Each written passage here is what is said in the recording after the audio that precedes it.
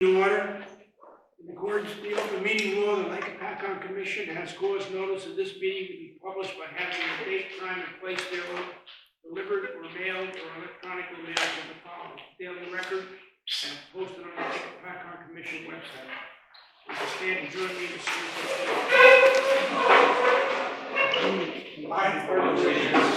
Right in the camera. The United States of America, and to the republic for which it stands, one nation, under God, indivisible, with liberty and justice for all. Call roll, please. Commissioner Crowley, Senator, Here. Hopatcong, Here. McCarthy, Here. Wazowski, Cobb, Steinbaum, Here. Stevens, Here. Tessier, Here. Wilson, Here. alternate Commissioner Tranich, here, Torpedo, Here. Bill Killen, Here. Burstow, Valaro, and Smith. Here. Entertain a motion to approve the minute. So moved. Second. Any comments, questions, corrections? Call roll, please.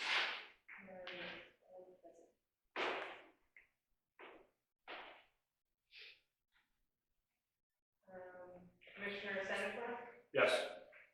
Hopatcong, Yes. McCarthy, Yes. Tranich, Torpedo, Yes. Steinbaum, Yes. Stevens, Yes. Tessier, Yes. Wilson, Yes. Smith. Yes. Get the treasurer's report and the payment list of bills. Treasurer's report, we have a cash balance of $478,582. The reason we have such a robust cash balance is because we got an advance on the 319 grant, and we got the last 2 quarters of fiscal year 21 of our statutory budget. We have 16 bills totaling $80,000, $80,735. The one major bill is for Princeton Hydro for $57,762, and that is covered by the 319 grant money. Anybody have any questions on the bill?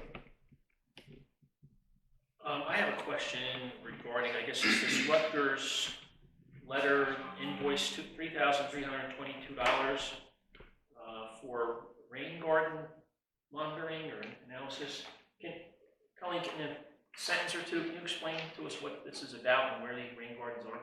Sure. As part of the HAT grant, the commission, so we applied for funds to do a rain garden program for Lake Hopatcong, where anyone within the watershed could attend a workshop and then get a free design, and if they installed a rain garden, they were eligible for $450 rebate. So Rutgers is working off of that grant, and that invoice was covered by the grant.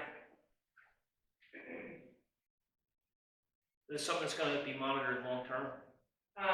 No, once it is completed, it's the homeowner's responsibility to maintain their rain garden. Okay. Any other questions? Call roll, please.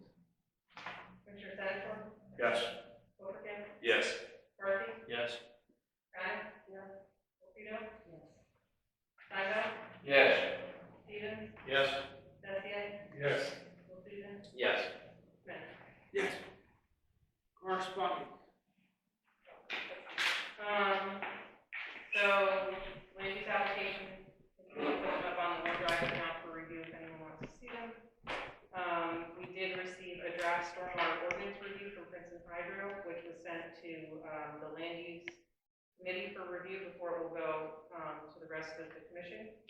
And then we sent out a request for a meeting with the Morris County Parks Commission regarding the improvements at Lee's County Park that we discussed last meeting.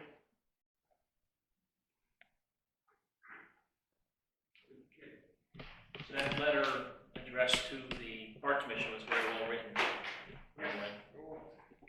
One of our planners put that together and then kind of finalized it, and then had the land use committee sign heard back that they're going to schedule a meeting, but we don't know when that'll be yet. Yeah, I'm sorry, you are gonna schedule a meeting for us? Yes, the foundation had reached out formally, and then the commission reaching out formally, I think they understand that a meeting will be. I know that at the block party, Eric and Susan and I spoke with the director of the Morris County Board of Commissioners, Shaw, and we spoke to the mayor of Mount Arlington. And we're trying to get together a meeting so we can review that initial design that we got and you gave us and emailed around. So it's over ambitious beyond what we saw initially, but I don't know what we're gonna get here. If they have Marty was involved in that conversation. Yeah, Stu Lasser, the head of the Morris County Parks Commission, in other words, your counterpart on that commission, Ron, he has promised us, we would have a meeting date by the end of today. It hasn't shown up yet, but it's imminent. The day's not over. Today's not over, that's right. Okay, thank you. Right. Anybody else have any questions on the correspondence? Okay, Chairman's report. I want to congratulate the foundation. It was a very successful block party. We had a table there, and I want to thank Mr. Senator, and Mr. McCarthy, and Tessier.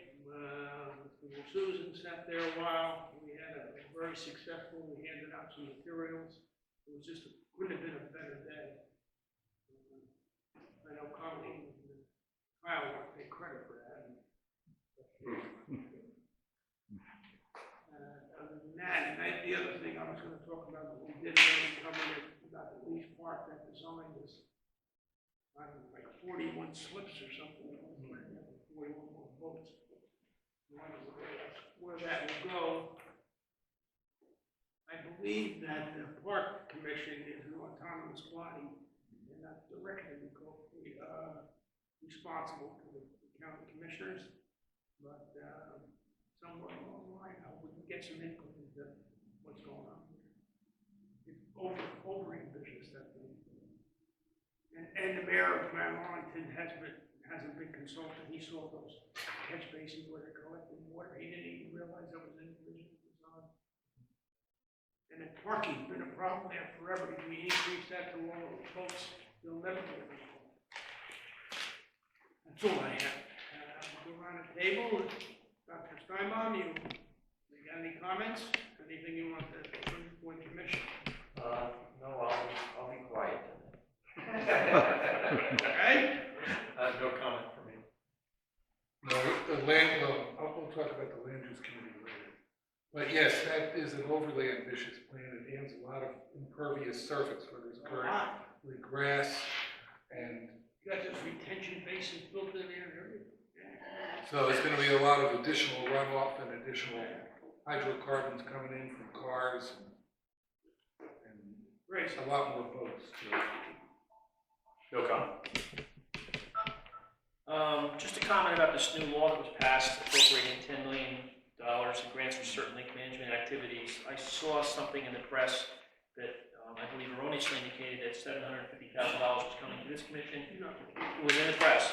$750,000 going to Greenwood Lake, which if you read the bill, that was in an earlier version, but it's not in the final version.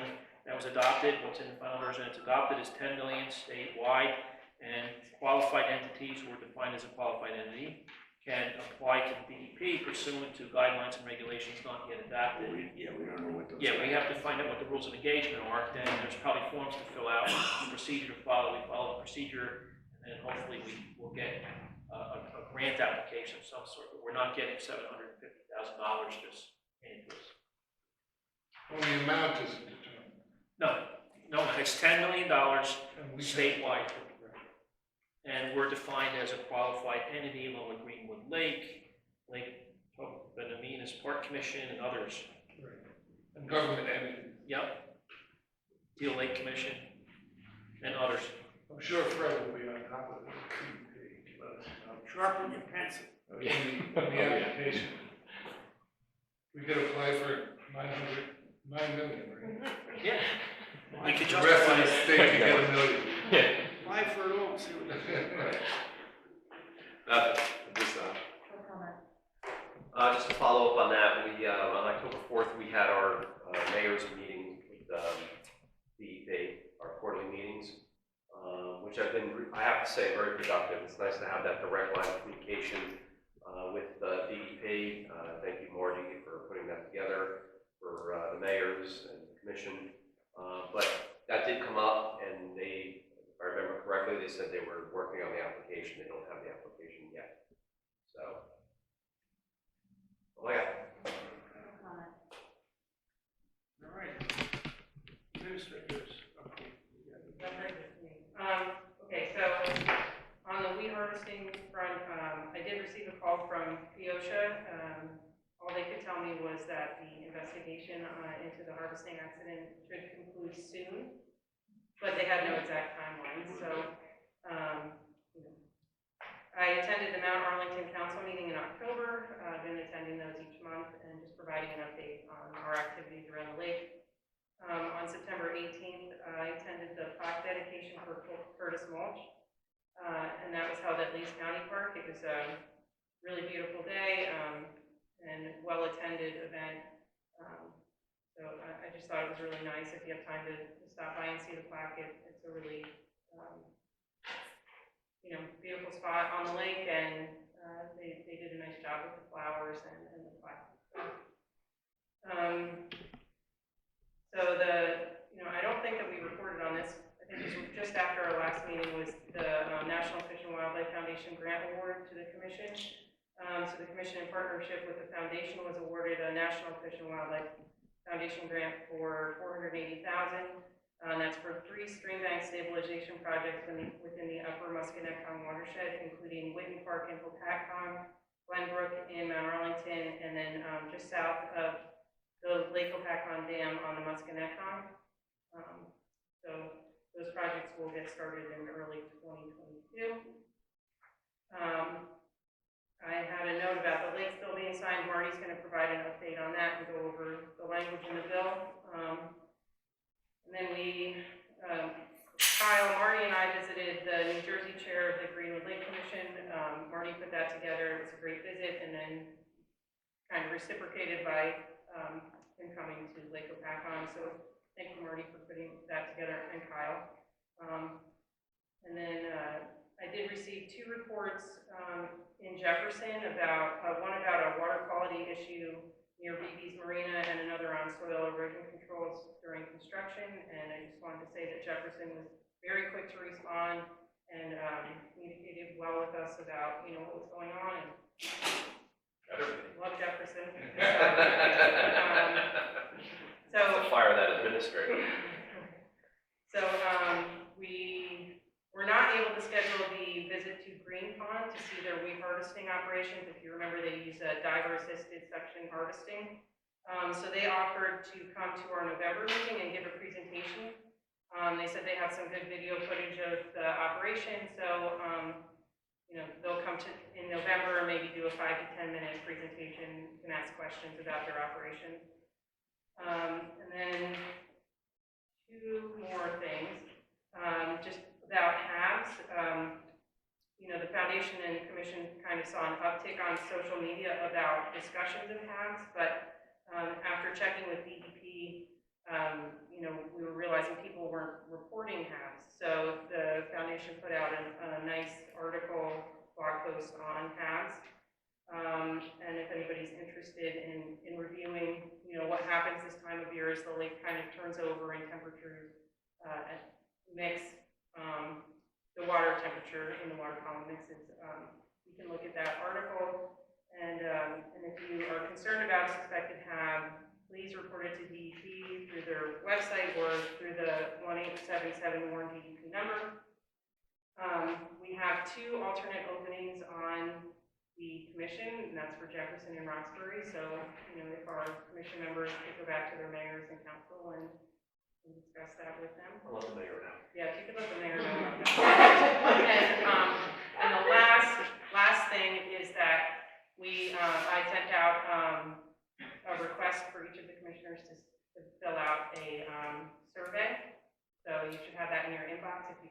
fill that out. And that's all I have. Foundation, who is Kyle? I'm gonna go first, and then Marty will go and give an update on the lake spill. You got a PowerPoint for you.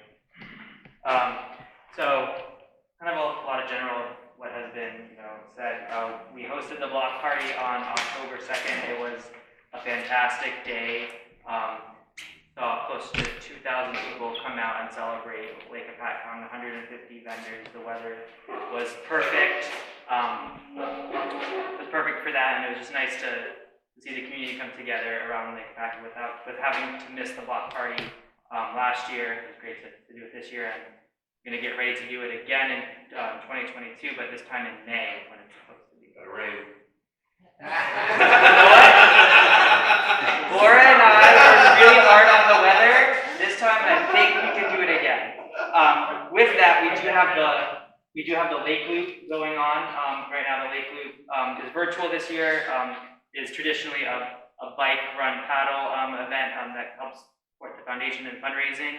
It's going on virtual through Friday. It kicked off last Friday. So if you see it on social media, feel free to join in on that fun. It's really important because the foundation uses funds that were raised from the lake loop and some of our other fundraisers as match for some of these grants that we apply for. Like the NIPWIC grant that the commission was recently awarded. The foundation provides match, which is a requirement of that grant. So it's great to see some of those funds go to that. Our HABS monitoring with the Musconetcong Watershed Association has ended for the season, and the Musconetcong Watershed Association is going over that data now. And when we have that report, we'll be sure to share it with the commission. I think that's all I've got. Marty is going to give a brief overview of the $10 million lake funding bill, because as we've noted, there's been some communication out there in the press as to what is actually in the bill with so many different versions going on, so he's going to clarify it for everyone. Hello again, everybody. It's exactly, Dan put his finger right on it. If you read the press reports that came out, they unfortunately latched on to the earlier version of the bill, which was swapped out in the assembly before passage. Chairman Verzicelli put actually what we really desired in.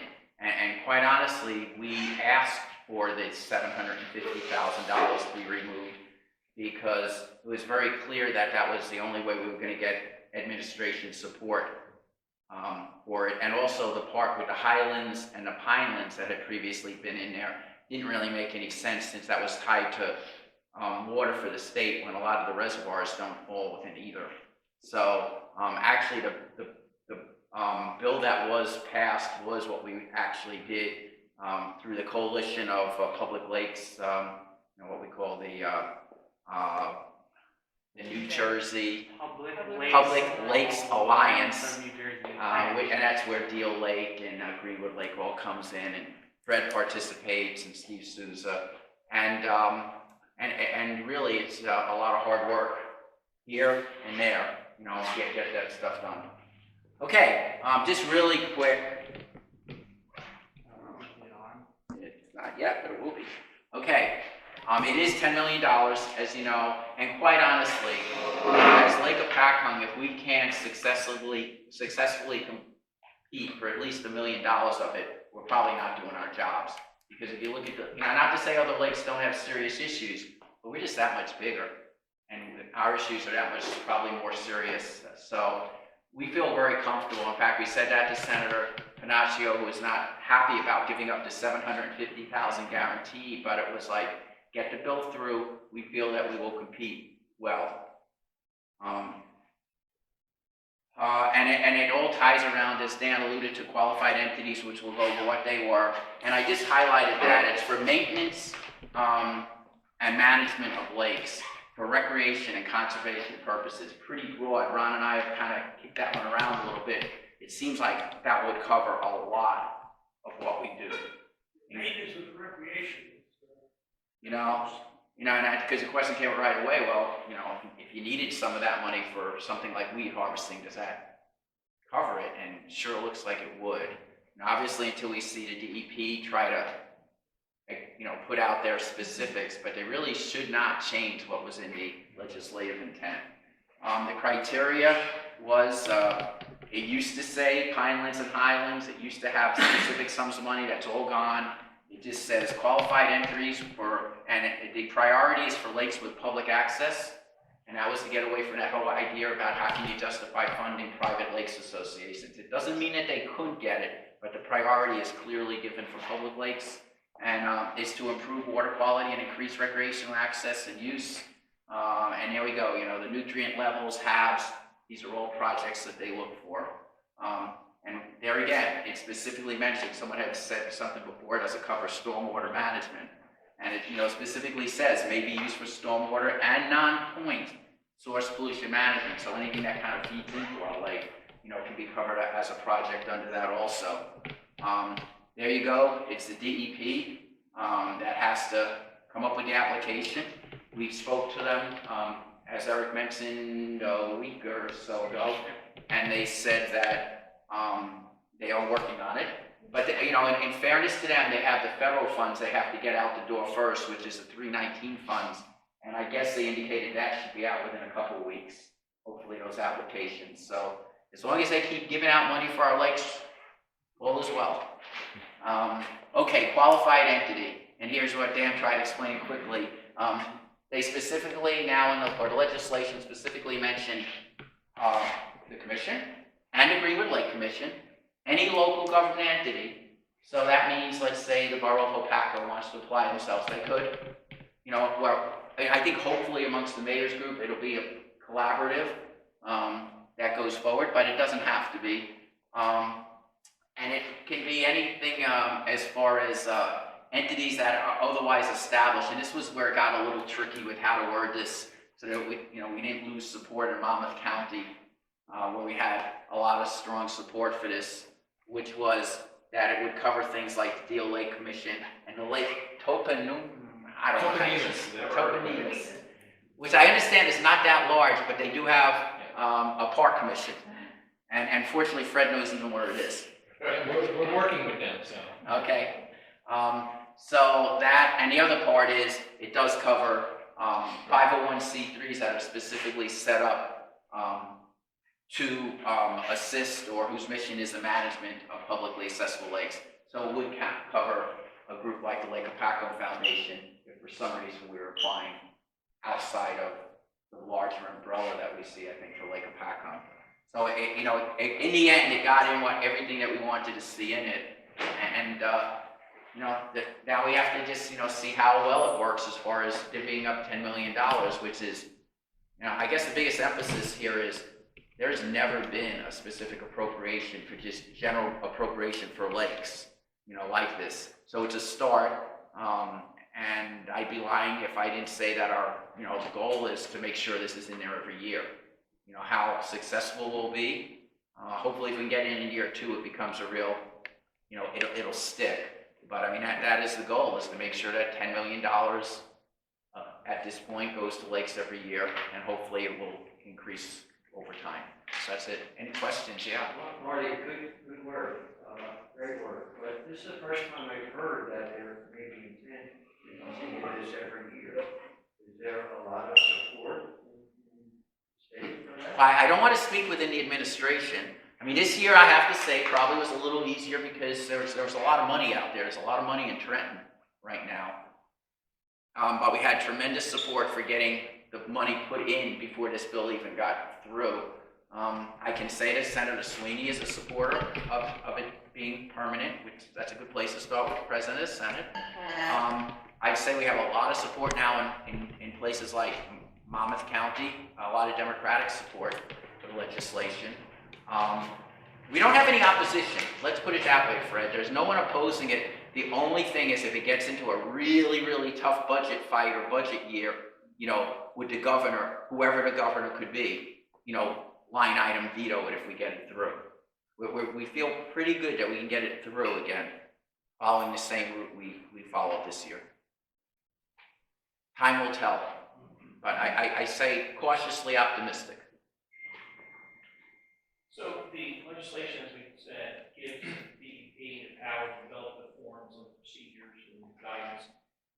We gonna have any input in that, or any other entities, or it's just we in No, I mean, reaction? they do it similarly. I'm looking at Colleen when I say it, because for the 319 funds, I mean, it's stuff they do already where they just take money that's given to them for a purpose, in some cases federal, some cases state, and they package it into a loan application, not a loan, a grant application form. I know they don't ask the public for input. I would say if we think they got anything wrong, I think we can definitely talk to them as Mayor Susan said. We do have these quarterly meetings with DEP where we can pretty much put anything on the table. But no, I wouldn't expect any requests for public input. I mean, from past applications like this, there are two things that they really focus on. One is who are the prioritized entities, and already Greenwood and Hopatcong are already listed. And the second is what specific, they have a general sense of what they want to fund, but DEP every year, sort of with 319, they'll always identify specific themes or certain things they want to fund. Like previous year, they threw in management plans and HABs because of the HABs event. In the past, they focused on green infrastructure, or they'll focus on shoreline stabilization. So they may put in some for specific projects. So usually it's the entities and the specific projects, and you're already linked in with the entities, and you're one of the prioritized entities. And in the past, it's always been, they've done that for federal funds, or funds that, are given to the states to manage at least. This is really, self-generated, the funds. And yes, I mean, it still has to be within what the legislative intent is stated at, but as we said, it is pretty broad, so they could probably bring up, if they want to say that a higher priority is HABs versus something else. Right. They may say HABs over invasive species or green infrastructure as opposed to just settling based stuff like that. But we'll see. Or it could come out very broad the first time. Yeah. So I have another question. So I guess literally we'll be relying heavily upon you and your expertise, but there's a lot of needs around this lake, counties and stuff. Should we be preparing or thinking about preparing a priorities list? We're already ahead of the curve. We're already in the process of doing that with the 319 grants. So we're already prioritizing projects for the watershed. And even the prioritized list we have, number one, it's not complete because we still have to talk to Jefferson. There are a few other sites we have to look at. So we already have more projects that we want to implement that we can ask for funding through 319. So we'll go through the list, and those other projects that won't be in 319, we can certainly put into this. The other thing too is with the lake restoration, we will be looking more of in-lake projects. The weed harvesting is a big component, or any sort of innovative in-lake technology that we want to evaluate would go into the lake restoration, which 319 wouldn't necessarily fund. So we are working on that. So here's something I'm specifically interested in. I think it's important. All four towns. And our previous park superintendent was working on this, so this is probably good information for you. During the next 5-foot drawdown, hopefully a permit system or something can be developed where municipal entities with some of this money can go around to some of the storm flow outfalls and pull out some of the sedimentation that's going on.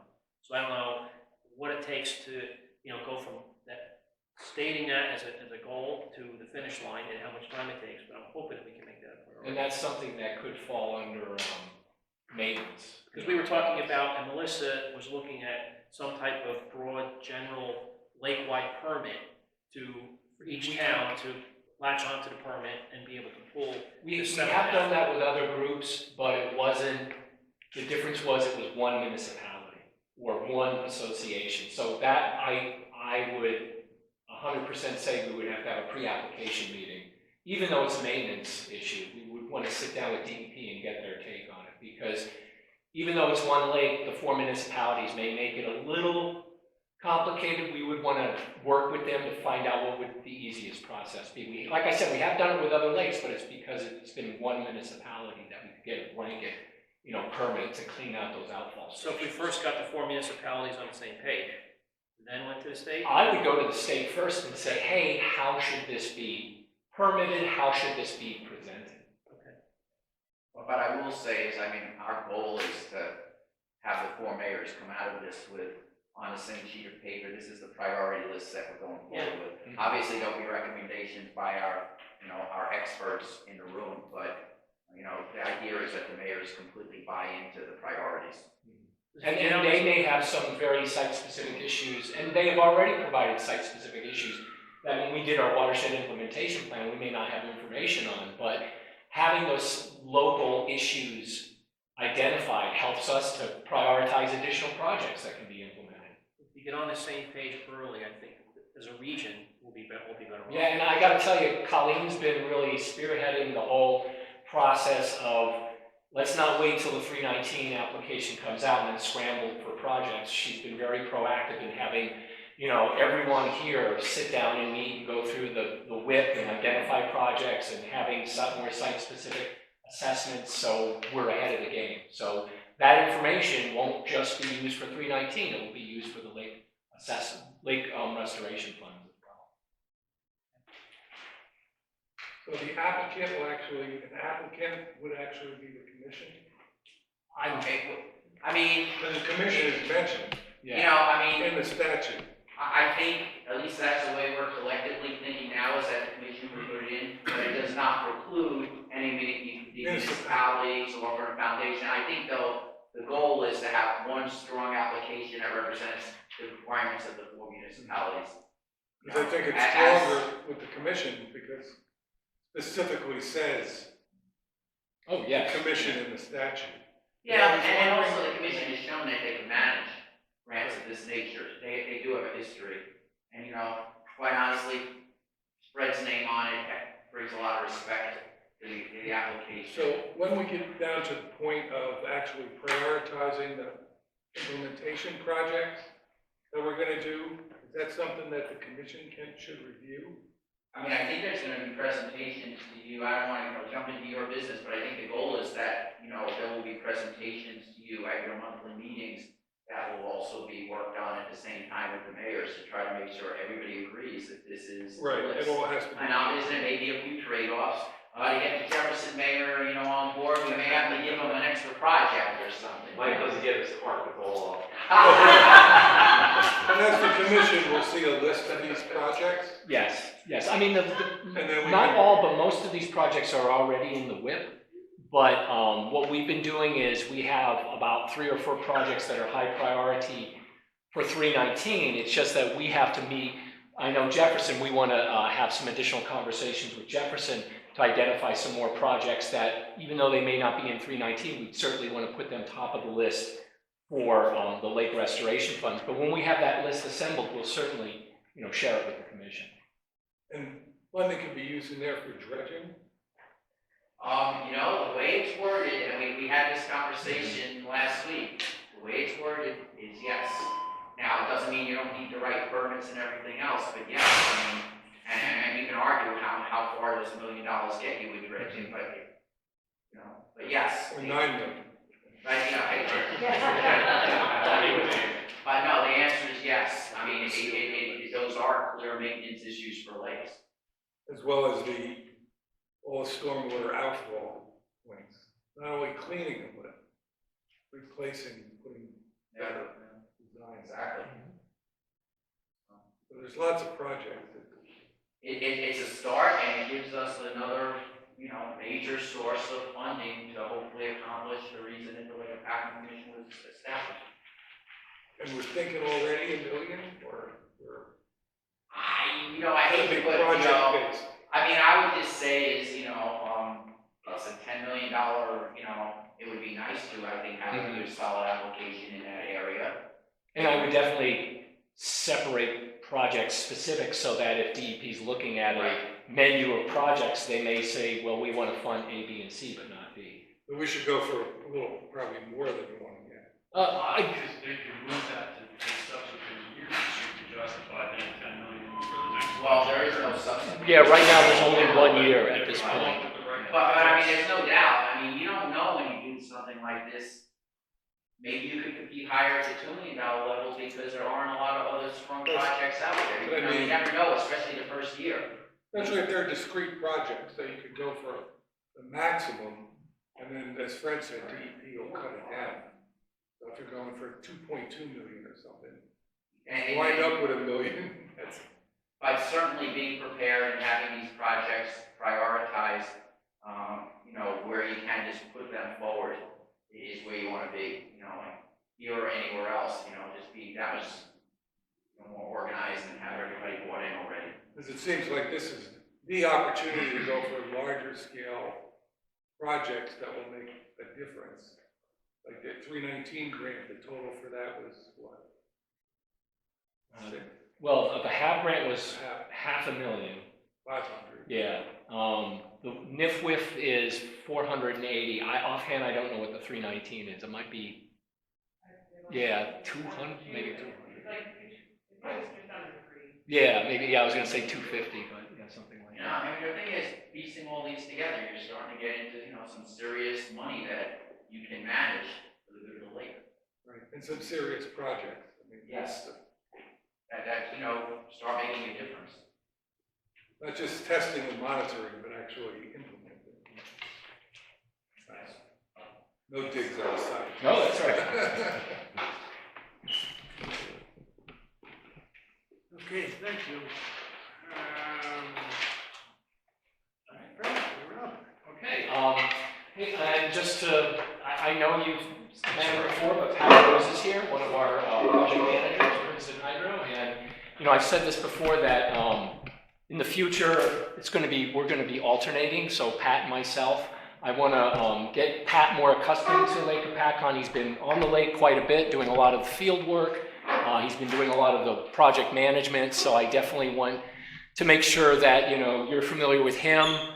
Like I said, from now on, we'll be alternating every other month. I'll be coming up, and then Pat will be coming up. And then there's a couple things here that Pat can chime in on as I go through all the activities. So as of today, we're done with almost all the field work for both our standard monitoring and our 319 monitoring. In addition to that, we have, I guess, one more event in Ashley Cove next week we'll be doing. And that's part of that's part of the HABS program. So the last treatment was actually done today, and that's with Phoslock. So this is very different than Landing Channel, where we did that heavy dose. This is light applications, and we have seen a measurable improvement in Ashley Cove in terms of the phosphorus concentrations have gone down. Now, ironically, no HABs, but a lot of plants, and that's what you expect. When the water's clear, the sunlight hits the sediments, you get more plant growth. When there's more phosphorus in the water, that's when you get the HABs, and the water is more turbid. And I always say, of the two situations in a natural system, we would rather deal with the weeds than the HABs, because weeds you can be a little more proactive, weeds you can prioritize areas, and weeds don't generate cyanotoxins and closed beaches. HABs do. And once you have a HAB, as you know from 2019, it's very difficult to get that under control.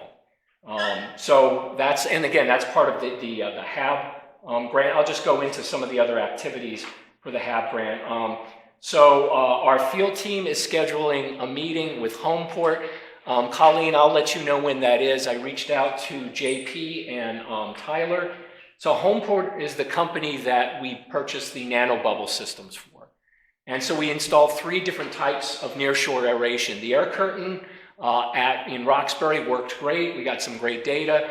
We were having some problems with the nanobubble systems in the one in Mount Arlington and the one in Jefferson. And so we're asking the manufacturer to come up and go through the system with us. Even though the HAB grant is ending this year, we are going to evaluate these systems next year. So as an addendum to the grant, since we really, they were on and off through the whole season, we really want a season where they're constantly operating to evaluate how effective they are. So even though the HAB grant will end the end of this year, we will continue that monitoring of those 2 systems next year. So we have that data. And I mentioned to the manufacturer to make sure they came out, I said, number one, in the HAB report, we have to evaluate whether or not a technology works or not. I said, if you're not going to meet with us out, I can't say the technology was effective. And number 2, I mentioned the $10 million restoration fund. So immediately we got a call and they're ready to come out and meet with us. So we'll be working with that. In addition to that, the floating wetland islands, which is part of the HAB grant. So we've already submitted the invoices for that, for both the islands and for the plants, but the project will be implemented in spring of next year. It's too late to do it now. This is actually going to work out nicely because we're also installing floating wetland islands in Landing Channel in spring of next year as well. So what we're going to do is we're going to order through the 319 grant the plants and the islands, and it's better to get the plant orders in sooner than later, because by the time you get to spring, everyone's scrambling to get plants, and very frequently you can't get the species you want or need. So it's nice, we're actually going to do both the 319 floating wetland island and the HAB floating wetland island installations all probably like the same week or week and a half, and we'll obviously correspond with the commission and foundation, because part of the match is having volunteers help plant the vegetation. So that's essentially the HAB grant. It will end the end of this year with an evaluation of the 2 aeration systems and the installation of the floating wetland islands happening next year. In addition to that, I mentioned we did the aquatic plant survey in early August. It was the first one we did since 2018. And I have one of our senior project managers, Mike Hartshorn, is working on the data now. So we want to, remember we collected some very specific information on plant densities throughout the lake. We want to compare 2018 to 2021, and this actually came up at the meeting we had with DEP and the mayors, that DEP is very interested in this data because they want to see what the plants were like in 2018, a year, probably maybe the last or the second to the last year we had a full year of harvesting, as opposed to 2021 where we really haven't had much harvesting. What are those densities like comparing those 2 years? So we're working on that report, and we prioritize that just for the sake of DEP saying they're really interested in that. And then for the existing 319 grant, so I mentioned last time that we're working on the modeling. A big chunk of that's been done, and that's been done by both Pat and Paul Cooper, one of our technical project managers. And they found some really telling things. I mean, you want to share some information on that? We're still going through all the data, so we have like 1,000 figures and everything right now, but we're seeing that a good sign is that surface phosphorus concentrations over the last 30 years are decreasing, which kind of shows that, all the watershed work and everything we've been doing is helping. But the internal load, which is released when the lake loses oxygen during the summer, that's increasing over time and in recent years. That's kind of the big picture of what we're working on right now. Plus, I think Fred shared a figure of surface temperatures increasing in July pretty significantly over the past 30 years, which could be contributing to water quality issues. So we need to wrap everything up, but we're making progress with it. Yeah, so, and to keep that in context with the HAB event in 2019. So 2019, remember we had those unusually high phosphorus concentrations in June. And that was a regional thing. We saw that all over the mid-Atlantic states. And I always like to compare another lake we monitor, Harvey's Lake in Pennsylvania, with Hopatcong, because so with Hopatcong we had the spike of phosphorus in June, then we had the HAB event. And the HABs continued for the whole growing season in 2019. In Harvey's Lake, same thing happened. We had a HAB event around the same time, elevated phosphorus, but in Harvey's Lake, in about 3 weeks, the HAB was gone. And back in 2019, the hypothesis I presented at the North American Lake Management Society was, I think the reason is the internal load of phosphorus in Hopatcong is a lot larger than Harvey's Lake. Harvey's Lake is about as deep as Hopatcong, but it's oxygenated all the way to the bottom.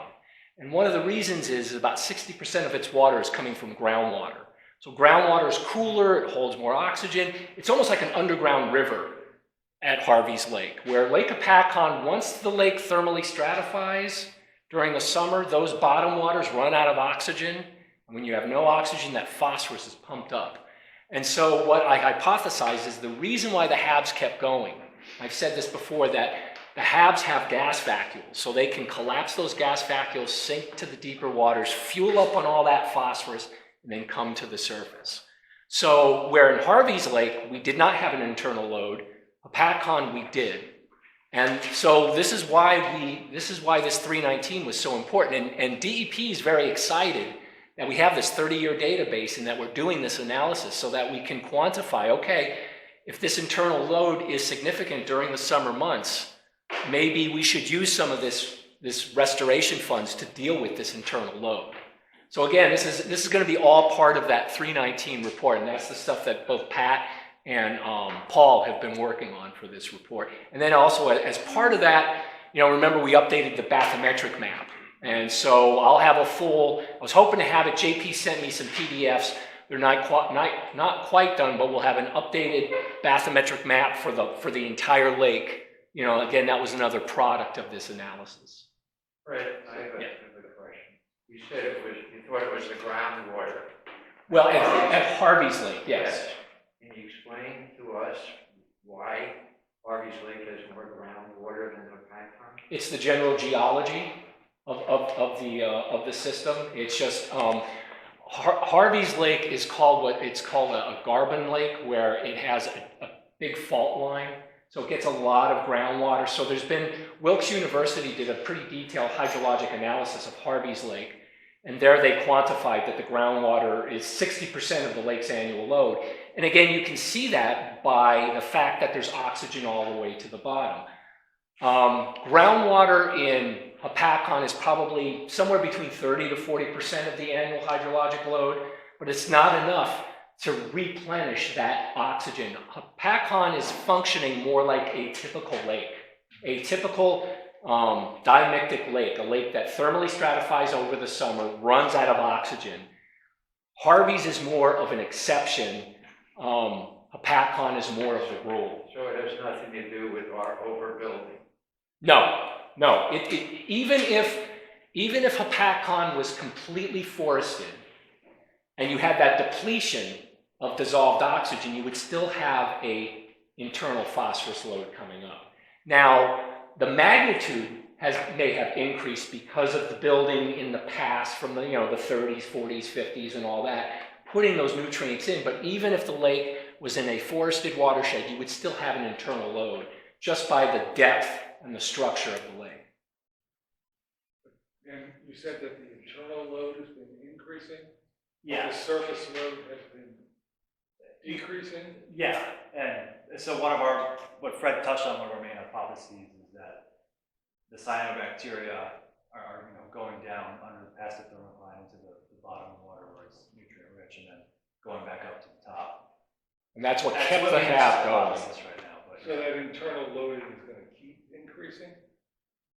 at this rate, I mean, it's been going up over the past 30 years when you look at the mean values. A part of that is just that, the phosphorus has been building up on the lake bottom over time, so there's more phosphorus there, but the warmer summers and the longer summers, the lake's stratified for a longer period of time, so it's anoxic more, so there's more longer time period. What are you doing to address that? Well, let me just first address your first question in that, part of it is, like Pat mentioned, what we've been seeing is over time that anoxic period has been increasing, and part of that is global warming. And so the longer it's anoxic, meaning no oxygen down there, the more phosphorus is pumped up. So that's one of the driving forces increasing that phosphorus load is we have a longer period of anoxia. But how you address that, there are two major ways of addressing it, and we'll discuss those in the report. The one is full lake, circulation, mixing the entire water column, keeping it oxygenated from surface to bottom. And the other is nutrient inactivation with alum, phoslock, polyaluminum chloride that basically binds with the phosphorus at the bottom of the lake. So we'll be discussing those, and we should probably have a separate meeting about those techniques once the modeling is done and we've written the report. And the first is mechanical.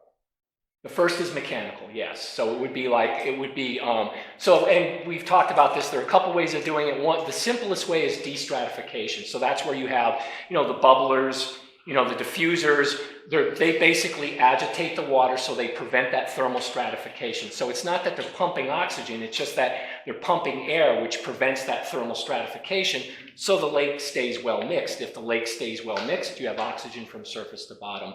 There are systems called hypolimnetic aeration where you can just mix sections of the lake, and there are new systems that actually pump oxygen directly into specific layers.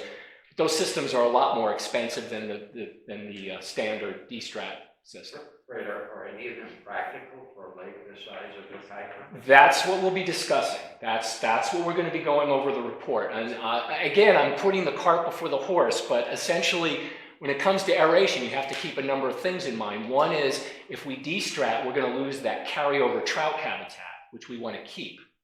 So that's an issue with aeration. The other is the cost of maintenance and the cost of electricity annually to operate a system like that. And imagine a system of that size when we do the calculations, what the energy costs will be, as opposed to a nutrient inactivation. But again, we need to finish the analysis first to see whether or not this is even a cost-effective approach to be discussing this in the first place. But this is a big issue Yes, for the lake, yes, it is. having that increase in turnover. Yes. Yeah, and again, one of those is similar to what Pat said about the increasing surface water temperature, that that's part of climate change. And Pat's the one who pointed this out, that even though the surface water temperatures are increasing in temperature, mid-depth is still holding its own, which explains why, Tim Clancy's been emailing those photos of those big trout. How can we have that carryover habitat? And well, we do have carryover habitat, because even though the surface water temperatures have been increasing, those mid-depths are still holding enough for those brown trout to carry on. But that's only temporary. I can't say whether or not it's temporary or not. It depends on. Phosphorus load increases and the surface temperature increases. I'm sorry, say that again? If the surface temperature increases, that's going to affect over time, right? It's not necessarily just the surface water temperature increasing, it's the seasons. It's, how early does a lake ice out, or does it even freeze over? Like, we had one of the reasons why we had a decent year in terms of weeds and algae is we had a closer to normal winter, what we remember as a normal winter. I mean, that is very standard. I mean, up at Lake Mohawk, we see this time and again. When we have a heavier winter, we don't get as much of the curly leaf pondweed coming up, which is a cold water invasive plant. But there have been years at Mohawk where we have a thin layer of ice and no snow, and you can see in February the plant's already coming up. So a lot of it is more the seasonality, and then how far does summer go into fall? Like, do you remember last December, I don't know if it was Marty or Colleen or Donna, someone was sending me photos of green ice at a Hopatcong, because we had, it was a relatively mild, it wasn't a nasty summer, but it persisted well into early December. And so there was some green on the lake as late as early December. But then again, we had a close to normal winter, which really helps to knock down the weeds, it helps to knock down the algae, and then it's slower for that growing season to start as well. So there's a lot of factors that come into play with this. So which is why that 30-year database is so important, that we can look at dry years and wet years and normal years. So it's allowed them to do the modeling that we've done. We'll be able to use it for like all the potential projects coming up. Fred, is the lack of weed harvesting allowing more nutrients fall to the bottom? Is that affecting it? Or could it be the increasing use of chemicals but around the lake? See, I have not looked at first thing I'd have to do is look at the applications, the permits for chemicals. Has there been an increase in the number of permits? I don't know. I haven't looked at the data. That's number one. Number two is, if the weeds aren't there, then the nutrients are still locked in the sediments. What the weeds do is they take up the nutrients, and then either they're harvested and the nutrients are removed, or they're chemically treated, or they die in the fall, and then they release the nutrients back into the water column. If there's not a lot of plant growth, you don't have that mobilization of nutrients going into the water column. So this internal load is more of a factor in the deeper portions of the lake where the plants aren't growing anyway. Right, but the phoslock we used at Landing Channel, the reason why we selected Landing Channel, I mean, the original area was up near the canals, but then it was decided to move it in Landing Channel because of they had a shallow water habitat, but a decent amount of organic phosphorus loading. And so that's the advantage of phoslock compared to like standard alum. Standard alum you use just for, like Pat's mentioning, deep water chemical release. If it's more of a combination of chemical and biological, like in a shallow water habitat, that's why we use the phoslock in a shallow water habitat. I am almost 99% sure we're not going to recommend phoslock for a whole lake application because like Ashley Cove, it's appropriate, it's 2 acres. But when you compare phoslock to alum or polyaluminum chloride, it's a lot more expensive. Like how expensive? The treatment of for someone just on their own to install as opposed to a professional. So those cost estimates and the citations will be added to that report, as well as I have a few questions that are still in the report that I need the engineers to answer. And the only other thing I am going to say is I need to add a few things that I want to make sure the municipalities know, for example, how much phosphorus a goose produces. You know, so they know, okay, if I have 20 geese on the beach, this is how much phosphorus. And I also need to, again, we did this about 15 years ago where we did the study where we compared phosphorus loading from a lawn using phosphorus fertilizers versus non-phosphorus fertilizers. Again, I want to present that information in there so, again, people know why it's important to use those non-phosphorus fertilizers. So there's some historical knowledge that I have that I want to add to it yet. And then Pat, like I said, he's added all the information. So Jack is going to compile that and include it in that. And then I guess the last thing I'll mention is there's a model by NJ Futures that's pretty cool that you can use sites and plug information in and it will give you recommendations on green infrastructure and the estimated cost. We're going to make that available to the municipalities as well. So it's something they can have. If someone has an application, the municipality can say, well, why don't you, if you're wondering what to do, use this evaluation tool and it will tell you, well, if you install a rain garden and porous pavement, you'll be able to remove this much water or this much phosphorus. So, Can you give us a link to that? yeah, it will be in the report. Yeah, there's a link to njfutures.org and there's about 4 different models and there's one that I'm specifically recommending that I think is most appropriate for a PACON. If you send us that link in advance. Yep, I can do that. I'll send it to Colleen and then she can send it to everyone. And this is the report. Yeah, and again, that's very preliminary because we do want to add the estimated costs. Yeah, and I have my comments in there that Jack's working on with the engineers. And the land use committee is going to hopefully set up a meeting to review this and also get back. Excellent, excellent. And then I guess the only other thing, if you want to talk about the temp. The Trout Committee, I'll have all the data compiled by the end of this week, the missing data that I have, and I'll send that out to anybody involved. So sorry to take up so much time. Good stuff. Okay, Lake Hopatcong Museum, you got some kind of presentation. I accidentally left it on the last meeting, sorry. It should have been written. Any updates? Just wanted to review it again. We had 175 people coming during the block party, a big day for the museum, so thank you all.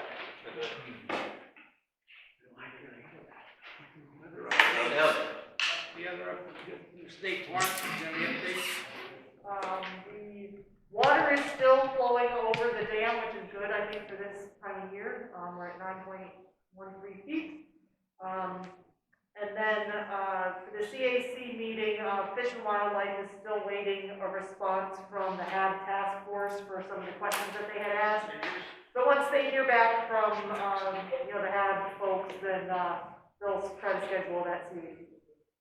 Yeah, and I can actually, because I'm a member of the HAB task force, and just 2 quick things. One is I just reviewed a bunch of information on harvesting and how it may or may not affect the development of HABs, number 1. And number 2, one of the recommendations we're going to make with the 10 million is a small portion of that should be used for educational purposes or volunteer monitoring, similar to what the foundation does. Maybe have a small amount available so that communities can use some of that funding to like rent or purchase equipment or materials to actually do volunteer monitoring.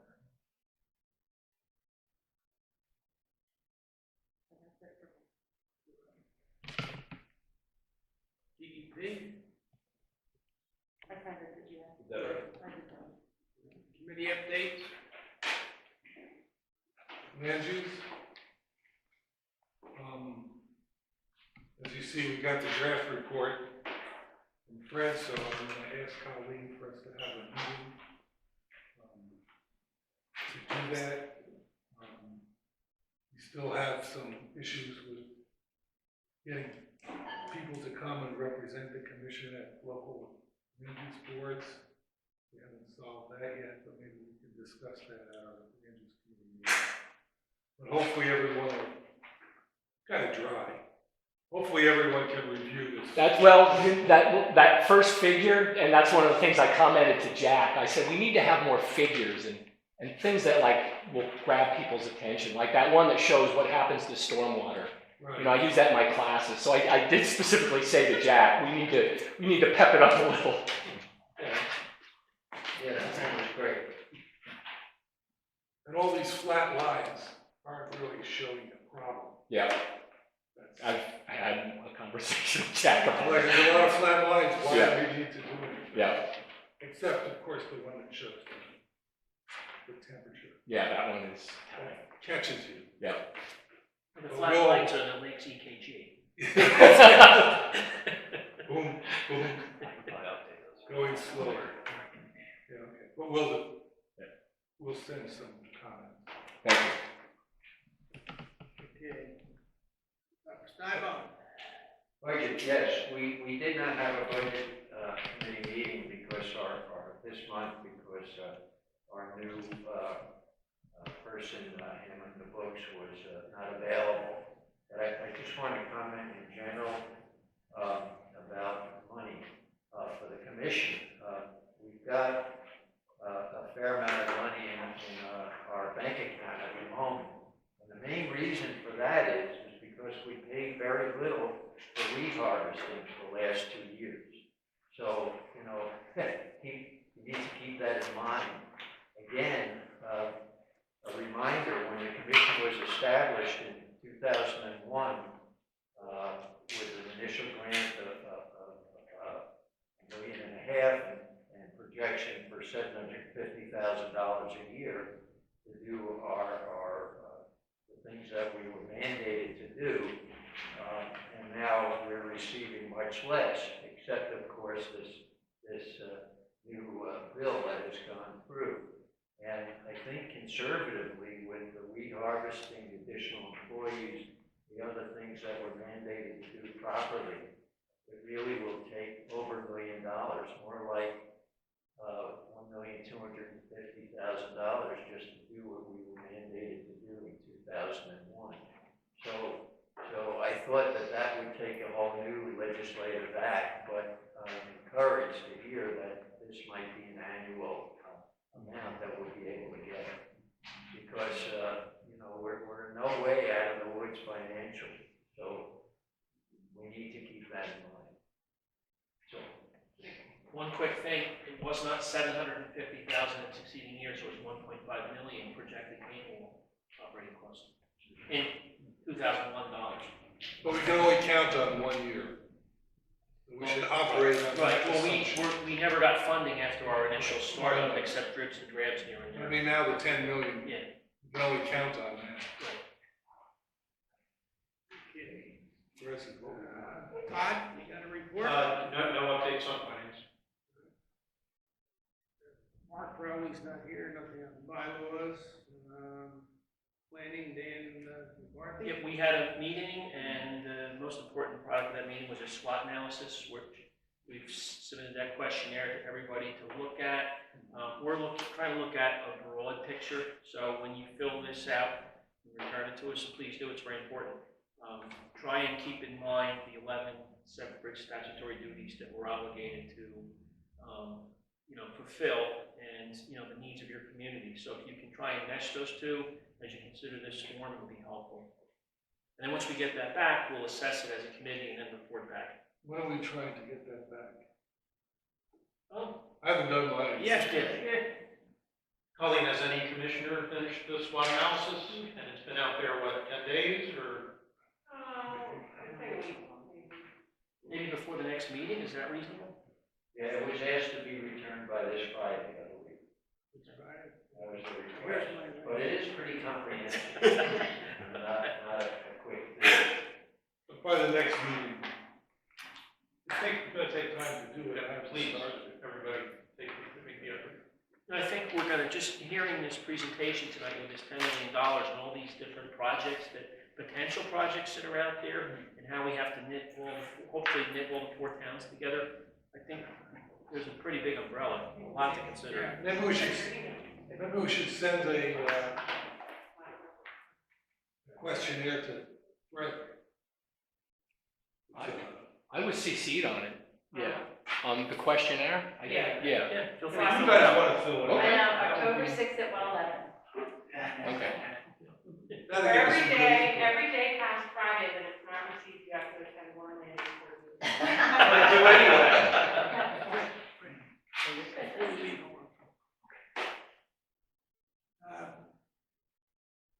Planning, let's see, I'm sorry, public outreach, Ann is not here. Dan, you got the next bill? So, ice garden, for those of you who attended the block party, you probably saw our latest flyer, which turned out to be very nice. I hadn't seen it until I was at that event, but what I hope we could do now, since it is October, I'd like to find a way to see if we can maybe have a press release and get that out there, maybe have handouts at municipal buildings or whatever we can do to get that out there. And in terms of the trout stalking, again, for those of you who are listening attentively to Dr. Lebnow's report, and even what Pat Rose said, her trout mentioned a couple times, the idea is the trout are trying to tell us something. If they survive, if they hold over, that's good. So our committee, we just submitted a request for dates. I think the date we're looking at to have our first kickoff meeting is November 3rd. One of the things we were waiting for is some information to come from Princeton Hydro, which we just got, dissolved oxygen and temperature data. Just saw this today. There's a bunch of pages here, so we're going to be going over this at our first meeting and hopefully tying the work of this committee into the broader work that Princeton Hydro is doing. That's all I have for that. New items? So Mark Crowley was going to say a few words about the plaque dedication for Peter Schmaltz, but he's not here tonight. He had a conflict with his council meeting. So I'll just kind of reiterate that it was a great event, and it was appropriate dedication to someone who spent so much time on Lake Hopatcong, trying to make it better for all residents and visitors to the lake. And I can't say how many times I've gotten calls this year to say what a great job he did. He was always, he always treated everyone with a smile. He loved the job. He loved being out there, and he did such a good job of harvesting the weeds and getting the floaters around people's docks because he felt it was important, to them. So it was important to him. So if you have some time, go visit Lee's Park and see that plaque. I'd like to just add that he was one of the residents who allowed us to experiment with his lawn for the EPA grant, where we compared phosphorus to non-phosphorus fertilizers. So he allowed us to install sampling devices in his lawn one year against the ordinance. He added phosphorus fertilizers. We measured it, and next year he used non-phosphorus. And he was very proactive. He was willing to help in ways. Okay, public comment, I'll open the meeting to the public. We've got 3 minutes to speak. So, anybody have any? Yes, sir. Yeah, my name is Earl Riley, I'm from Byron Township. I'm also the chairman of the Lake Musconetcong Regional Planning Board. I have one question, okay, and I'm sure is already answered. Lake Musconetcong, I believe, okay, is in the Lake Hopatcong watershed, is that correct? It's collectively, Lake Hopatcong and Lake Musconetcong are collectively called the Upper Musconetcong River Watershed. Yeah, okay, so my point here is, and here's a question. We're all very much interested in the lake funding bill, okay, the $10 million that may or may not be available to any and all of us, okay? And I'm asking this commission, okay, wouldn't it make sense, okay, if in fact you included Lake Musconetcong in any application that you put forth? Not only is an addition of 330 acres, okay, of additional lake, and we are part of the watershed, I believe, It's also the addition of 3 municipalities and 3 mayors, okay, to add to the strength of this commission and this lake. Okay. So I'm asking for your support, and a question as to what we can do together, okay, and what funds we can seek, okay, mutually, because of course I want some of that too, okay, to further your chances of increasing the amount of monies of that $10 million. So just a general question. Anybody else? Okay, I'll close the public session. Do we have any action items for this evening? You don't. We don't need an executive session. I'll entertain a motion to adjourn. Motion so moved, second. Aye. All those in favor? Aye.